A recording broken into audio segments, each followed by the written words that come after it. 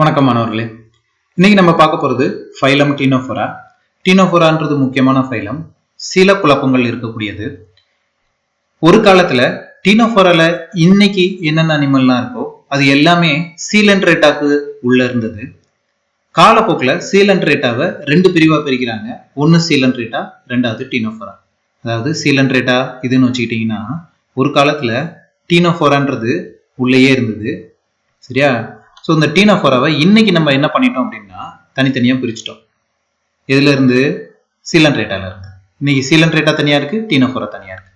இது ஏன் சார் அப்படின்னு நீங்க கேட்டீங்கன்னா, நம்ம எவல்யூஷனை வச்சுதான் இந்த கிளாசிபிகேஷன் பண்றோம். அது உங்களுக்கு தெரியும், நான் முதல்ல நிறைய சொல்லி கொடுத்துருக்கேன்.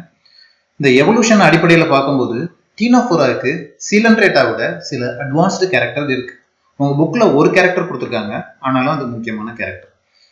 Sexes are not separate and reproduction takes place only by sexual means. இது ரொம்ப முக்கியம். இப்போ நம்ம சீலன்ட்ரேட்டால என்ன பார்த்தோம்? சீலன்ட்ரேட்டால செக்ஷுவல் ரீப்ரொடக்ஷனும் இருக்கு, ஏசெக்ஷுவல் ரீப்ரொடக்ஷனும் இருக்குன்னு பார்த்தோம். ஆனா டீனோஃபோரால ஏசெக்ஷுவல் ரீப்ரொடக்ஷன் கிடையாது, செக்ஷுவல் ரீப்ரொடக்ஷன் மட்டும்தான் இருக்கு அப்படின்றத இங்க சொல்றாங்க. செக்ஸஸ் ஆர் நாட் செப்பரேட்டட்னா என்ன அர்த்தம்? ஆண் மற்றும் பெண் டீனோஃபோர்ஸ் நீங்க பார்க்கலாம். ஆனா இதுதான் ஆண், இதுதான் பெண்ணுன்னு நீங்க பிரிச்சு பார்க்க முடியாது. ஆணும் பெண்ணும் ஒரே மாதிரி தான் இருப்பாங்க. அதுதான் sexes are not separate. So ரீப்ரொடக்ஷன்றது ரொம்ப ரொம்ப முக்கியமான ஒரு லைஃப் ப்ராசஸஸ். அது செக்ஷுவல் ரீப்ரொடக்ஷன், அதாவது evolutionary advanced type of reproduction மட்டும்தான் இந்த குரூப்ல நடக்கிறதுனால இதை சீலன்ட்ரேட்டால இருந்து பிரிச்சு வைக்கிறது தான் நியாயம்னு நம்மளுக்கு தெரியுது. ஆனா நீங்க புறத்தோட்டத்தை பார்த்தீங்கன்னா இது சீலன்ட்ரேட்டா மாதிரியே தான் இருக்கும், ஜெல்லிஃபிஷ் மாதிரியே தான் இருக்கும். அதனாலதான் இதுக்கு என்ன சொல்றாங்க அப்படின்னா ஒரு கோம் ஜெல்லிஸ் அப்படின்ற பேர்லாம் கொடுக்குறாங்க. ஸோ கோம்ன்ற வேர்டு எதுக்கு கொடுத்துருக்காங்க அப்படின்னா இதோட பாடியில 8 கோம் பிளேட்ஸாலான ஒரு அமைப்பு இருக்கு. அதனாலதான் இதை கோம் ஜெல்லிஸ்ன்னு சொல்றாங்க. கோம்னா உங்களுக்கு என்ன தெரியும்? சீப்புன்னு தெரியும், சரியா? ஸோ இது தமிழ், இது இங்கிலீஷ், இது லட்டின். டீனோ அப்படின்னா சீப்புன்னு அர்த்தம், போரானா பியரிங்னு அர்த்தம். ஸோ சீப்பை வச்சுக்கிட்டு இருக்கக்கூடிய ஆர்கானிசம்ஸ் அப்படின்னு சொல்லிட்டு சொல்றாங்க.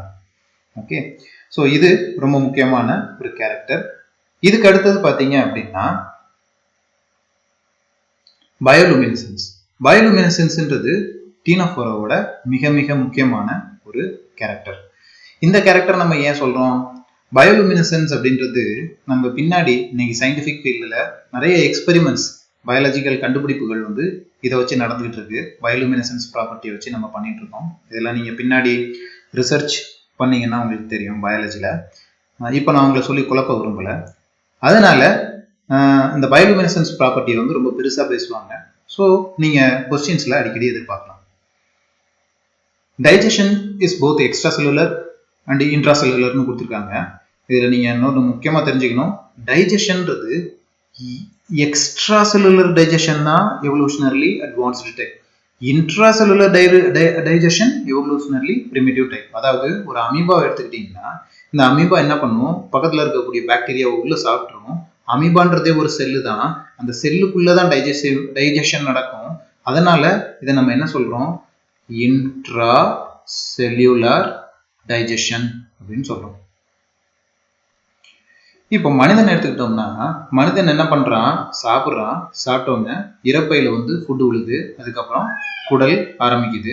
இந்த இரைப்பையிலையும் குடல்லையும் டைஜஷன் நடக்கிறதுனால நம்ம என்ன சொல்றோம்? இது செல்லுக்குள்ள டைஜஷன் நடக்கல, உடம்புக்குள்ள டைஜஷன் நடக்குது. ஆனா அது செல்லுக்குள்ள கிடையாது, சரியா? ஸோ அதனால இதை நம்ம என்ன சொல்றோம்னா எக்ஸ்ட்ரா செல்லுலர் டைஜஷன் சொல்றோம். So intracellular digestion primitive character, extracellular digestion advanced character. இதெல்லாம் சொன்ன பிறகு fertilisation is external with indirect development. External fertilisation அப்படின்றது evolutionarily primitive character. External fertilisation உங்களுக்கு தெரியும். ஆண் என்ன பண்ணும்? ஸ்பெர்மை வெளியில தள்ளிடும். பெண் என்ன பண்ணும்? ஓவத்தை வெளியில தள்ளிடும். இந்த ஸ்பெர்மும் ஓவமும் வெளியில சந்திச்சு மீட் பண்ணி ஜைகோட் உருவாகி அதுல இருந்து அடுத்த ஜெனரேஷன் உருவாகும். இன்ட்ராசெல்லுலர் டைஜஷன் அல்லது இன்டர்னல், இன்ட்ராசெல்லுலர் கிடையாது, இன்டர்னல் டைஜஷன் அப்படின்னு என்ன அர்த்தம் அப்படின்னா ஆண் ஸ்பெர்மை பெண்ணோட உடம்புக்குள்ள அனுப்பிடும். பெண்ணோட உடம்புக்குள்ள ஃபெர்டிலைசேஷன் நடக்குது. அது internal fertilisation. Development is indirect. அப்படின்னா நான் உங்களுக்கு சொல்லி கொடுத்துருக்கேன், முட்டையில இருந்து அதாவது ஜைகோட்ல இருந்து வெளிவரக்கூடிய யங் ஒன் எப்படி இருக்கு, அது பேரண்டை ரிசம்பிள் பண்ணாது. அது இப்போ அந்த டீனோஃபோரா வந்துச்சு அப்படின்னா அது ஒரு புழு மாதிரி இருக்கு, உண்மையிலே புழு மாதிரி இருக்கு, நான் உங்களுக்கு புரியணுன்றதுக்காண்டி சொல்றேன். அதுக்கப்புறம் நிறைய ஸ்டேஜஸ்க்கு அப்புறம் டீனோஃபோரா மாதிரி அடல்ட் மாதிரி தெரிய வரும். ஸோ இது இன்டைரக்ட் டெவலப்மெண்ட். ஸோ இதுக்கப்புறம் ப்ளூரோபிரான்சியா அண்ட் டீனோபிளானா, இது 2 எக்ஸாம்பிளாக கொடுத்துருக்காங்க. ப்ளூரோனா மெனின்னு அர்த்தம், பிரான்ச்சஸ்னா பிரான்ச்சஸ்னு அர்த்தம், பிராங்கியானா. ஸோ ப்ளூரோபிராங்கியா, இந்த பிராங்கியான்றது நம்ம பின்னாடி ஹியூமனோட லங்ஸ்ல பார்ப்போம். அதுக்கு அடுத்தது டீனோ பிளானா. டீனோன்னா என்னன்னு தெரியும் உங்களுக்கு, சீப்பு, பிளானா. சரியா, இதை வச்சு நீங்க ஞாபகம் வச்சுக்கலாம்.